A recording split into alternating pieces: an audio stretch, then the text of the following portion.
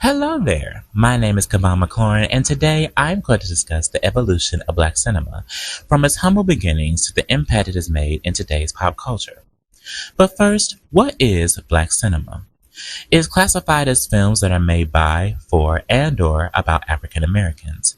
This included films that had an all-black cast, crew, directors, writers, producers, or were marketed to Black audiences. Now that we got that covered, let's begin. What you are witnessing right now is the first piece of Black cinema. This is a short silent film entitled Something Good, Negro Kiss, released in 1898. At one point in time, this was considered lost media, but was rediscovered at an estate sale in Louisiana from the University of Southern California in 2017. There are two versions of this film, however. One version has 29 seconds of footage, and the other had 49 seconds. But no matter the duration, this was the first time you were able to see Black representation in film. However, by the early 1900s, this would change. The film industry wasn't interested in hiring Black talent in leading roles, and the films that were designed for Black actors were portrayed by white actors in blackface.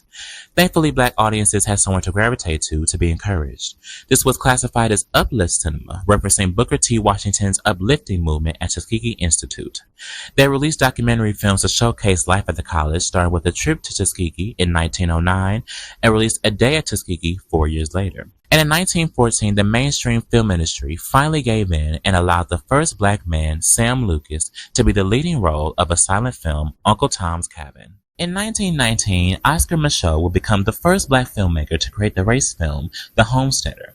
His second film, Within Our Gates, was a response to racism, but more so to the controversial film, Birth of a Nation.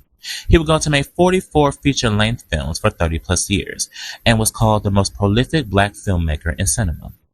Another race film, Gone with the Wind, was released in 1939, and Hattie McDaniel will become the first Black actress to win an Oscar for her portrayal of Mammy. In 1971, a new subgenre for Black cinema was created, Blaxploitation, and it all started with these two movies, Sweet Sweetback's Badass Song and Shaft.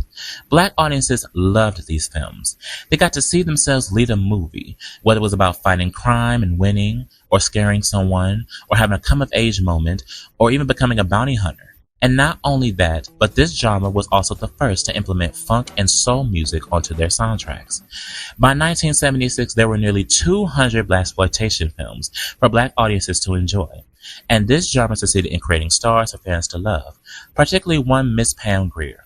Fans classified her as the queen of Blaxploitation from her movies Coffee and most notably Foxy Brown. By the 1980s and 90s, Black filmmakers were in high demand. Spike Lee with his film Do the Right Thing and John Singleton's Boys in the Hood brought true representation of Black life and culture. In the present day, Black cinema flourished across many genres. Films like Moonlight, Get Out, and Black Panther had not only got critically acclaimed, but they did big numbers in box office records, proving that Black filmmakers could write complex stories. Black cinema is important because it gives us a space to look at ourselves differently. I am grateful for each person referenced today for paving the way for upcoming Black filmmakers like me, for challenging stereotypes of Blackness, celebrating skin color, and shaping storytelling to a new level. Black cinema is more than a genre, it's a way of life. Until others understand, this is for us, by us.